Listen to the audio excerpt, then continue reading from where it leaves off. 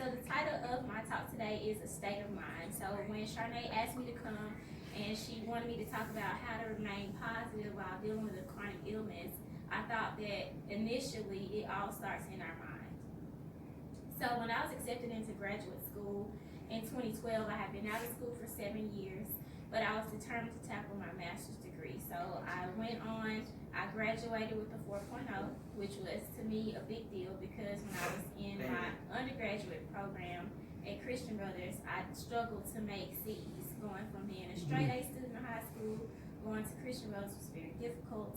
So before I finished my master's, my mom encouraged me to get my PhD, and I was blessed to finish that program, making only one B and finishing in less than 4 years. So the focus of my doctoral research was to understand why African Americans do not go to the doctor. And based on what I found, a lot of it has to do with the perceptions and the historical aspects of us being discriminated, going through discrimination, and then the things that happened in the 60s, the 70s, and even things that are happening today. Remaining positive is very, very important when you're dealing with anything. So, like I said, I wanted to get to the root of why African Americans refuse to go to the doctor, and as a result of me spending a number of years studying research articles, I determined that a lot of it has to do with the perception that we have in regards to the care that we receive, how our doctors talk to us, whether they look at us when we're at the appointment, whether they talk over our heads and use language that we don't understand. Is that a deterrent for us receiving care? Medication, they're not aware or understand how important it is and critical for them to take the prescribed medication. And so now I work for Methodist Alarm Healthcare in pharmacy administration, and I go to the patient's bedside. So I see care on that side as well, and then you have patients that'll come in and they are there because of something that went wrong in their health. So, and then for me also, I've been a patient, and I am a patient. I have a medical team, so it's very, very important for us to make sure that we are taking our health seriously. So positivity, what does that look like to you? So being human means that we're going to have some days where you don't feel well, whether you're dealing with a chronic illness or not. That's just going to be, it's going to be the reality of day to day. But how we feel is correlated to our thought process. So being positive doesn't mean that every day is going to be a good day, but it means that knowing that tomorrow has the extreme likelihood of being a better day. And just know that what you're going through, it won't always be that way. So you know, from dealing with a chronic illness or conditions, there are going to be some good days. There are going to be some bad days. But knowing that it's not going to always be the same. So positive thinking. We have to remember that there is a reason for everything that we go through. And you can't usually determine what that is or why that is while you're in the middle of the situation. So our perspective is important while we deal with unfavorable situations. So are you defined by what you're going through? Do you feel like you're defined by your condition? I will hope not. Are you willing to take the challenges that you are dealing with to create an opportunity to focus on something positive? And are you stronger than what you are currently facing? So I want you to think about, when was the last time that you stopped to be grateful for all of the good things that you have going on in your life? You have to focus on the good. It doesn't mean that you simply ignore the bad, but you decide to place your attention on something that's positive. All right, you need to find an outlet. And this is a positive outlet for you being here today. So in 2013, I was laid off from my full-time job after working there for close to 3.5 years. So the layoff came unexpectedly, which prevented me from being prepared mentally, emotionally, and financially. But instead of wallowing in my pain, I started to write. So writing became my outlet, and I started penning what I have nicknamed AMTs, or Andrea's Motivational Thoughts, which has become a book that is available for purchase. So we have to find ways to deal with our anger and frustration in a manner that's healthy. So who or what in your life helps you to better cope or feel better when dealing with something that can cause you to step out of your character? Do you have someone that you can talk to that will offer a non-judgmental ear? It's very, very important. You will need to have someone in your life that will help you to work through your inner thoughts. What you need to share if you need to share what you're going through with the appropriate people that can be there to support you. So this is a very, feels like a very comfortable environment. You have people around you that understand the symptoms of lupus and what it means and maybe even how you feel. So this is a healthy outlet for you to positively express what it is you're going through and the people actually understand. All right, another big thing is no complaining. When dealing with unfavorable circumstances, one of the voluntary responses that we make is to complain. Complaining is only a temporary reprieve that allows us to verbally vent about the things that bother us. It is not a healthy way to deal with things because often instead of making us feel better, it makes us feel worse. Just think about the last time you complained about something. When you got finished, did you really feel better? You said yes? Well, if that's the case, then that's good for you, but for me, it makes me feel worse. It makes me feel worse because I'm focusing on the negativity. So if you must release your emotions, find a healthy way to deal with them. So if you feel like complaining is healthy, then you do your thing. So I often, like I said, refer back to my uncle and I think about how when he was going through his health challenges, even on days that I knew he didn't feel good, he never complained.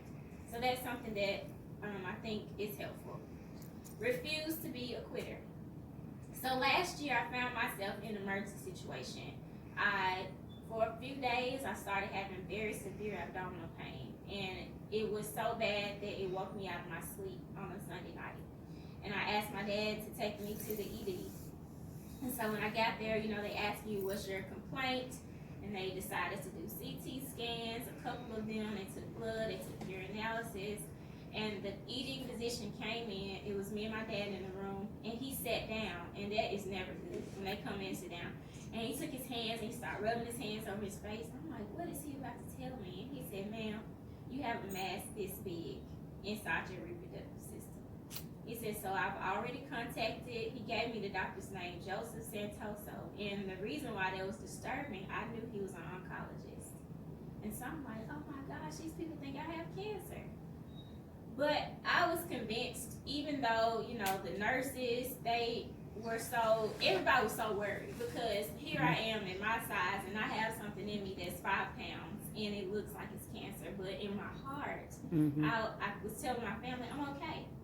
This is not cancer, I'm fine. I knew that I had so much more to give, so much more life to live, so I just didn't accept it. And then when I woke up in recovery, I asked the nurse and she said, oh, it was benign. And all the things that he said that he was going to do, he didn't have to do it, but that was because I remained positive. Now I had a moment, because I'm human, where I wanted to break down. I'm like, oh my gosh, I can't believe this. I can't believe that God would bless me to get to this point, and now they tell me I have cancer, but I refused to accept it. So I was not a quitter. And sometimes you just have to believe the positive, even when the negative isn't right in front of you. That's all you can see are the negatives. And the positive looks so far away, looks so distant, but you have to grab hold to that, even if it's just a little bit. You grab hold to the positive. So I recently came up with a quote, and I actually pinned it this morning on a t-shirt. I started a t-shirt business. Imagine it. And so the quote says, quitting is never an option, even when it is the easiest and most convenient choice.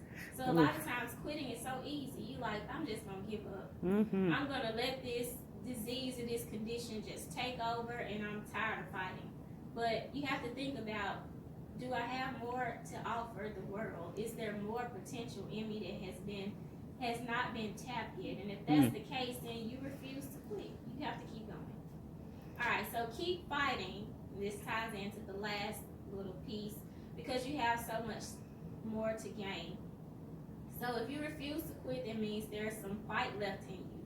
You are bigger than your chronic disease or your illness. And your identity is not what is going on in your body. So a lot of times people have things that are going on, and instead of saying, hey, my name is Bobo the Clown, they'll say, hey, I'm Bobo the Clown, I have cancer. That's not your identity. Whoever you were before the diagnosis is who you should remain to be. So take the time to research what your doctor has determined to be the reason behind your physical state, and then investigate what you can do about it. I'm all about natural remedies and eating healthy. There's so many things that are out there that your doctor is not going to tell you, but that doesn't mean that you can't take advantage of it. So don't just settle with taking the punches, but learn how to give them. You can positively attack what is attacking you. So know that if there are certain foods that are triggers, if there are certain exercises that you can do to alleviate your pain, just make yourself well-rounded about what's going on with you and how you can positively impact it. Make your health a priority. So you have to do your part in regards to your health, whether that's getting enough rest, drinking enough water, participating in physical exercise, and watching your diet. You have to make sure that consistent visits to see your healthcare providers are a priority so they can keep an eye on the status of your health. That is something that you guys talked about. You know, I saw this doctor, I saw that doctor. You're being an active participant in your health, and that is very important. So based on my research, a lot of health conditions and diseases can be treated a lot sooner if people make keeping their appointments with their medical teams a priority. It's very important that you can avoid some unnecessary stress if you simply know what's going on. And you're not going to know, although Google is great, Wikipedia is not a good source, but that's not enough. It has to be more than you trying to determine what's going on with you with going to the doctor on a consistent basis. So you want to pay attention to small changes that you notice that can be mentioned to your medical team, and your doctor cannot help you if you do not communicate. That's something else that I found consistently in the literature when I was preparing my dissertation. You have to be an active participant in your health, and you have to communicate. Your doctor can only determine certain things by running tests and looking at your blood work, but if there's some pain somewhere, they're not going to know that by running blood work or doing a urine analysis. You're going to have to communicate that. All right, happiness is a choice. So oftentimes when we're going through, our attitude starts to change, which can be attributed to stress because we're only human. So if you're going through something, 9 times out of 10, you're not going to be happy. Even if you're a happy person, the stress is going to start to weigh down on you. But you have to choose to be happy. So that doesn't mean that it's always going to be easy, because there are going to be times where you want to cry. And crying is okay. If that's a positive outlet for you, you can cry. Even as a man, it is okay. So you are the only one that controls your happiness. So no one else on earth has that power. And you get to decide when and how often that occurs. So you can't control my happiness, and I can't control your happiness. It is up to me. So our attitude always affects everything that goes on in our lives. And you're not so angry, things go on a lot better for you. All right, give yourself some grace. Even if you verbalize it, sometimes people just aren't going to understand how you feel and what you're dealing with. Because if you're interacting with someone and they don't have lupus, they're not going to understand when you say, I don't feel good. They're like, oh, well, just take some medicine. Oh, it's not that simple, though. So you're entitled to feel how you want, but don't take it out on other people. If you don't feel well, it's not anyone else's fault. It's not even your fault. But don't take the negativity and lash out on people that actually care about you. Mm-hmm. So people that are on the outside, they don't know how you're feeling, so just don't get frustrated with them when they don't understand. And if you have a day when you feel like giving up, give yourself some grace. Say, okay, today wasn't a good day, tomorrow's going to be a better day, I'm going to pick myself up. Remember that you are not a superhero. You know, a lot of times you feel like, oh, I'm going to push past this, I'm having a bad day, or I'm having a bad week, or it doesn't seem like it's getting better and I'm going to keep pushing myself. Sometimes you need to slow it down, take a day, and just give yourself some grace. It's okay if you don't go to so-and-so's event, or if you don't feel like going to work that day. It is okay. All right, so that's all I have on that. All right, there is a purpose. So I was recently encouraging someone who lost her cousin unexpectedly. He actually passed away in his sleep, and I just found myself encouraging her that if God didn't think that she could handle it, He wouldn't have allowed it to happen. And a lot of times it's easy to say that when you're on the outside looking in, but that's something that I think we all should take and put it into our hearts. So it can feel like the weight of the world is on your shoulders, but just know, I don't know if you guys are believers or not, that God does care. He's looking down and he's concerned about you. So I didn't understand, going back to my story, why years ago I applied for jobs and the only job that called me back was actually a teaching position. Now, I remember being in kindergarten, and this is how good my memory is. Talked to one of my little friends and told him, I said, I'll never teach in kindergarten. I was like, I have no interest in teaching. That means nothing to me. They don't make any money. And here I found myself being a teacher and discovered that was one of my gifts. So interacting with people and just sharing with them and positively impacting my students was something that has set the foundation for where I currently am, as far as being a motivational speaker, being a podcast host, going out into schools and churches and not being uncomfortable. I needed that time in my life to cultivate that gift. So just know that even though you're going through this right now, there's a purpose greater than you. Maybe there's someone that you're supposed to encourage. Maybe there's someone that's going to be positively impacted by your story.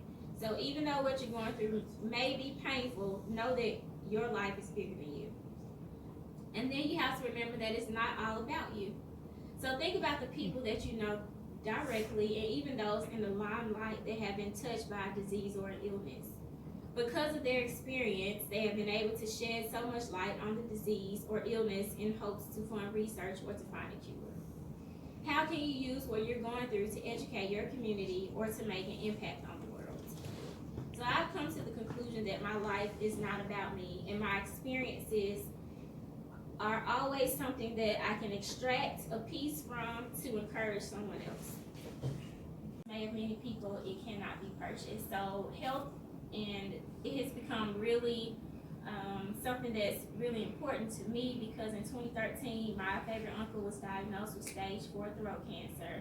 And by the time we found out what was really wrong with him, a lot of his medical team wanted to write him off. So they didn't even want to treat him. They felt like he was a lost cause. But he had one doctor who was an advocate, and because of her and the mercy of God, I don't know if you guys are believers, we had another 2.5 years with him. So he lived and he had a good life in those 2 years. Every day wasn't a good day, but it's something that's important to me to make sure that I raise awareness. As African Americans, we already are susceptible to so many diseases outside of what you may be dealing with already, like high blood pressure, high cholesterol, diabetes. These are things that predominantly affect African Americans. So it's very, very important that we encourage our loved ones and our friends and family to go out there and to go to the doctor. So whatever diagnosis your doctor gives you does not mean that it's who you are. If my name was Andrea before the situation, I'm still Andrea on the other side. So do not allow your diagnosis to become your identity. It doesn't mean that you ignore what your doctor says. It just means that you will not allow it to take over your life.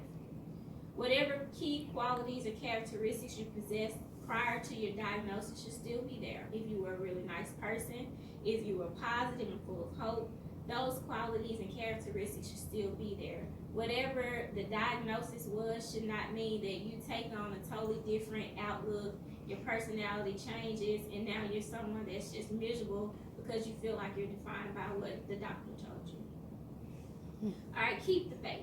So one of my favorite scriptures is Hebrews 11:1, and it says, now faith is the substance of things hoped for and the evidence of things not seen. So right now you're in a state where you're walking by faith, whether it's because you are believing that you're going to be healed from this, and we're not talking about healed in eternity, we're talking about healed on this side. So you have to see what it is you're believing, even though you can't see it with your natural eyes, you see it in the spirit realm. So there have been so many instances when I've been tempted to doubt what I believe. So when the doctor came in and he told me, this looks like cancer, I'm going to give you a complete hysterectomy, and if I determine what it is, I'm going to put a portacath in your chest, I'm going to put one in your thigh, and he was telling me all this stuff. And when he walked out before they were getting ready to give me anesthesia, I looked at my mom and I quoted that scripture, and she said, well, okay. And I woke up in recovery, and the very thing that I believed is what happened. So it doesn't mean that you're going to be instantly healed tomorrow, but you still have the faith that God can come and just touch you and turn things around.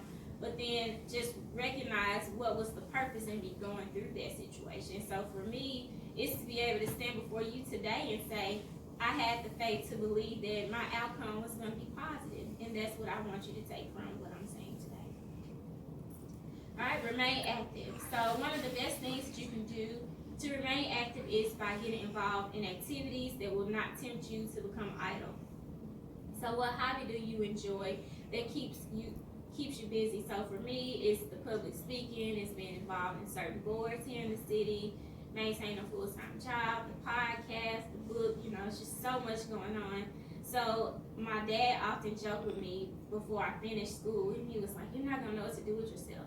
I have been busier now than I was when I was in school, because it looks like every time I turn around, somebody's like, hey, can you come to this event? Hey, can you come and do this? Can you come and do that?